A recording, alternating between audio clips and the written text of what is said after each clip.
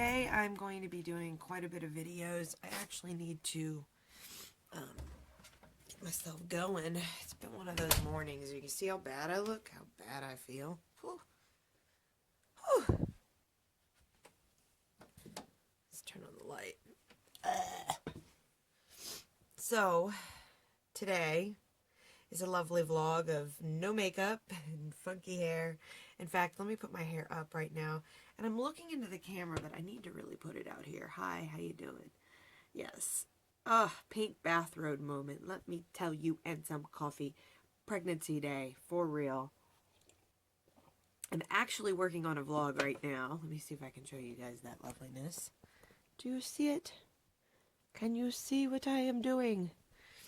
It's actually because I've been trying to get a few different videos up that just have not been going up.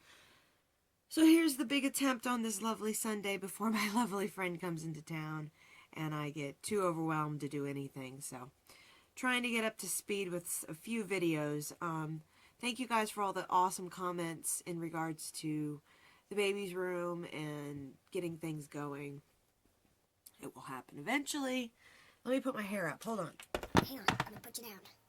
Oh, it's just so long. Can you see that? Okay. So, I'm gonna put it in a bun. Oh boy. I kind of actually think I should even re-dye it, to be honest, people. It's getting to that point. And then what is this bump? There is a bump. Do you see the bump? There we go. Okay. Hi. So, yeah. Yes, been kind of an interesting couple of days, actually. So yeah, I've been kind of busy focusing on a lot of other things lately. I have some good news. I have an appointment for a primary to visit locally to me, thankfully, who will be hopefully taking over my medical care and giving me the right referrals that I need, because that's been kind of annoying. I've been back in Colorado now for a few months, and unfortunately have not had a primary yet because that's been just very difficult to acquire, let's put it that way. I went on a research manhunt basically for another doctor and was able to find the one that I'm going to go with. So looking forward to that visit, and that's in the middle of next month, so in the middle of October. On some other news, I have an appointment with a GI doctor following a couple of days from now, and also an appointment with an anesthesiologist, and that's the reasoning for basically if I can get the anesthesiologist to confirm what is safe for me to take for the pregnancy's possible C-section or pain management during hospital stay or even after. So we're going to find that out.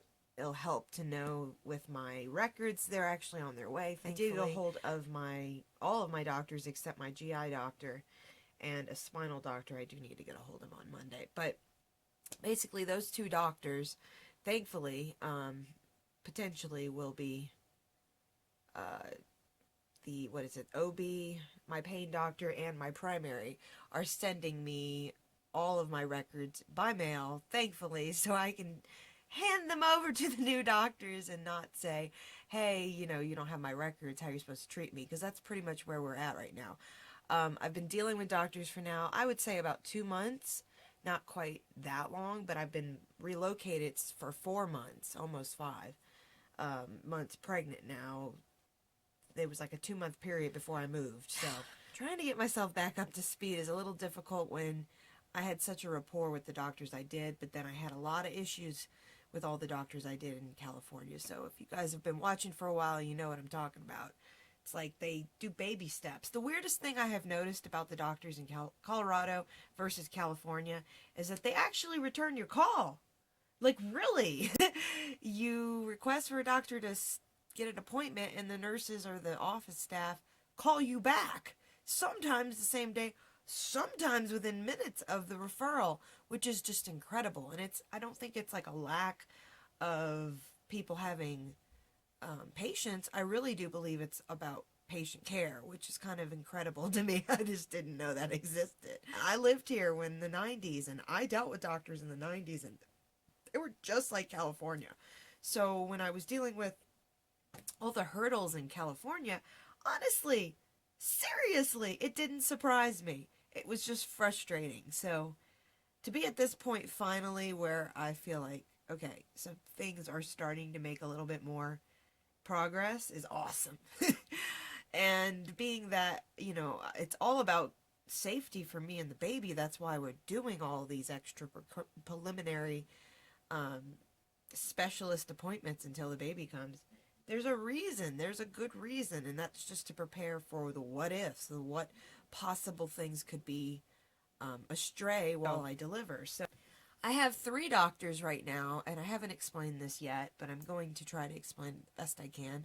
3 different doctors at 2 different hospitals who potentially be delivering my child. So with that being said, it's a little hard because not all 3 of them are in agreement.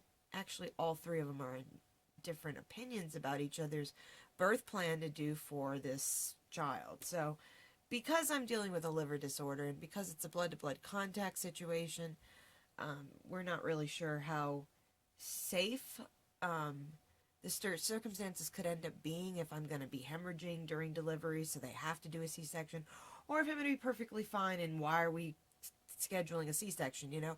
Or the other question is the back.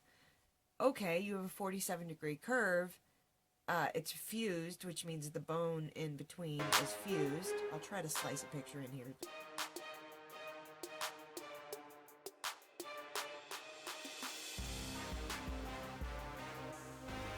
You guys can see what I'm talking about. And so now what do? Do we induce her labor? Do we make her have a preemie? What do we do? You know, when it comes to pain management, nothing's been allowed. Like, they've bluntly said, no Tylenol, nothing. And if you guys follow my journey for the last couple of years, you probably know that I've been using cannabis for pain for a long time.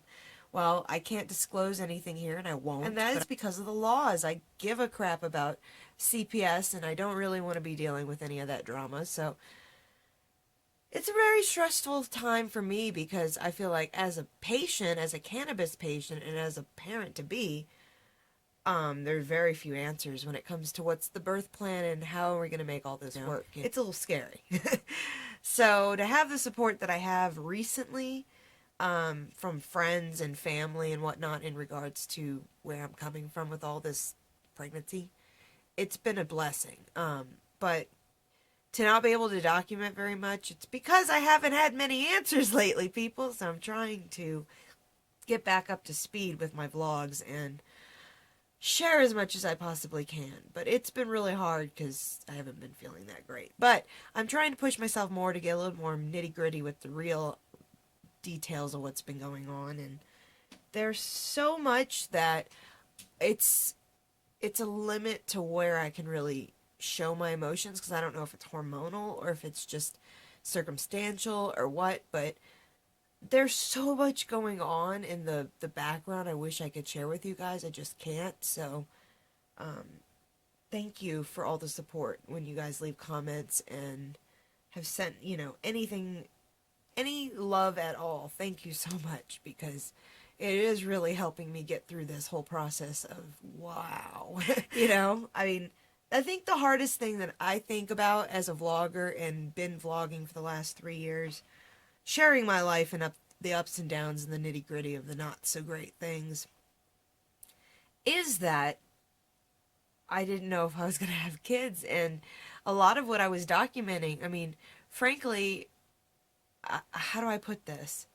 I am not at all ashamed of who I am, but a lot of people might judge me as a parent soon to be.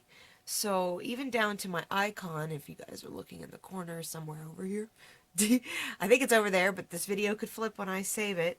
I'm just going to say, the icon with the cannabis leaf, I'm leaving it because the reality is this channel and who I am and what I've been dealing with, in a lot of ways, even after this baby is born, I am a refugee to cannabis. I am somebody who had to move more than once from more than one other state to have protection in the reference to cannabis.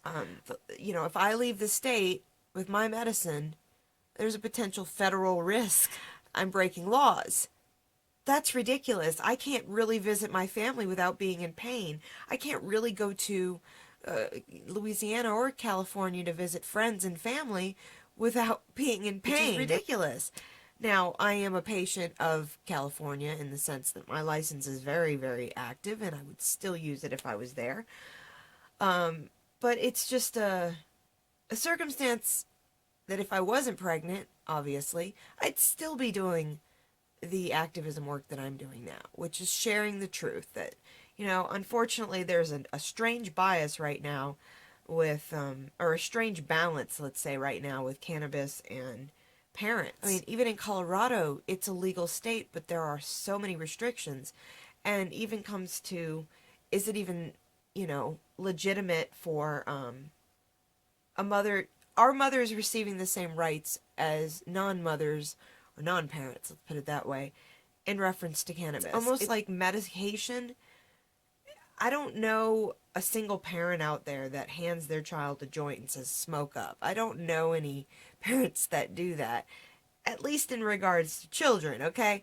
So it's kind of hard for me to understand how the even demographics of all this debate about parents and the accessibility of it all. Seriously, if your child is underage and you've got enough cannabis that they can stick it in their mouth, there's a problem. And that's not the child's fault. That's your fault. So that's the parent. That's a singular situation. It's not a common situation with cannabis. So I just find it kind of ridiculous at times where I hear these debates where, for instance, when the doctors found out that I had been a cannabis patient, they had said to me that if I were to be using, it would be incorporating as much as 30 joints of the equivalence of one for me, for your baby. But they also made clear to say in that whole statement that they weren't sure and the research had not been fully done. But now they're going to go on a tangent. So that's a little frustrating and has been hard because I wanted to share it with you guys. And I think there's a fine line with sharing information that's been blurred back to me and giving information that's specific to me. Which is not. So I'm going to do the best I can to continue to share some of the triumphs and craziness that I'm hearing in regards to laws. I am having a child during Prohibition, during the end of the drug war, and that is pretty incredible to see what has happened in reference to leaving one side of the country to the other. And like just last night I was reading something that Texas is definitely putting cannabis legalization on the ballot. That's now, I don't know all the logistics because I didn't stay up all night reading all the reports, but just to read that Texas is starting to get more realistic with things. Holy shit, I have family in Texas, so it's like to be able to know that I wouldn't be afraid at some point in my future, it will be months ahead. As I said, in many other videos, that it's just a scary situation because the father of this child is not involved, and I don't think I'm going to allow him to be involved because of a lot of different reasons, which I will do in another video, an updated video of what's been going on in the mind of Miss Chronic Chronicles and all this situation. It's just, I think that, becoming a parent is definitely difficult, but there's also this whole other restriction for me that it's like, I've got a whole generation of people who don't understand. And I've got a whole generation of basically family members who either get it or don't, and friends who either get it or don't. And, they want to be involved potentially with my child's life, and I want them to be involved in my child's life. Yet it's like, I'm not going to change the circumstances and what the doctors and how they've been trying to treat me for so long. Yet it's the scariest time of my life. I had a very long debate with a good friend of mine over the phone a couple days ago about oxycodone, which is being referenced that they want to give me during this pregnancy's delivery. So if I go through and I have a C-section, they're wanting to give me oxycodone. I'm a little bit upset about that and was fighting my doctor about, like, that's a narcotic. What are you doing? what? And then my friend was like, you have to understand there are so many reasons to why this is happening. And you think you know, but you have no idea. So I can admit when I'm wrong. It's a little hard, but I can admit when I'm wrong. And they were saying that, the long-term effects wouldn't be a continual added long drip of narcotics, if you get my point, or opiates, But that bothers me. Either way, it bothers me. I haven't fought this long to get to a point where I feel like, oh shit, people are freaking trying to shove pills down my throat. That's how it feels. So if any of you have been through something similar, please comment below. I love hearing from each of you. And also in reference to, oh, why not get an epidural? Well, that's not even, like I said, the birth plan. These doctors don't even know if that's okay. Pretty much the doctors have been saying that because my bone in my spine, especially the lower, was fused, there are probably no ligament, or what did they say? No access point? Example. There's no access points to actually give the injection for an epidural, so it would be a little harder to actually even administer, which would then make the whole process a waste of time and a lot more pain and drama in the middle of pregnancy, delivery, labor. So yeah, I'm a little bit like, okay, well then what do we do? And so one of the options that my one of my doctors is suggesting is that we go with straight up me sitting in a tub as long as I possibly can. I might have mentioned that in another video. Here's the update. As far as I know, that's going to happen. No matter what, I will be sitting in a tub. I'm not going to have the baby in a tub because that's not their policy at either of the hospitals I might be delivering at. And the reason I say either is one offers a needle unit and one does not. The one that does not is the one I want to go to, but that doesn't mean that I'll actually be able to go to that doctor or that hospital, because it depends on if the baby comes sooner than later. And because I have over 20, or it's 16 weeks maybe left over. It's almost 20. Anyway, I'm 26 weeks, gonna be 27 weeks in less than a couple hours in a day on Monday. So it's sort of one of those situations where I'm trying to have faith, like I've always done and always said here in lovely YouTube land, in the doctors, but it's just like, really? You don't even know what you're going to do, and I could deliver any day, so we're just going to wing it. We're going to wing it. Okay. It's hard. It's very scary, and I'm just trying to have faith. So I will keep you guys updated as much as I possibly can with this whole journey, but I will be honest, it's been a little scary. So that's it on that video for the updates of the medical, and I'm sure I've forgotten something, and I'll add something in if I forget it, but this is the way my vlogs are going to go sometimes, people, because it's a pink robe kind of day. Stay tuned for my next vlog. Thanks for watching. Bye!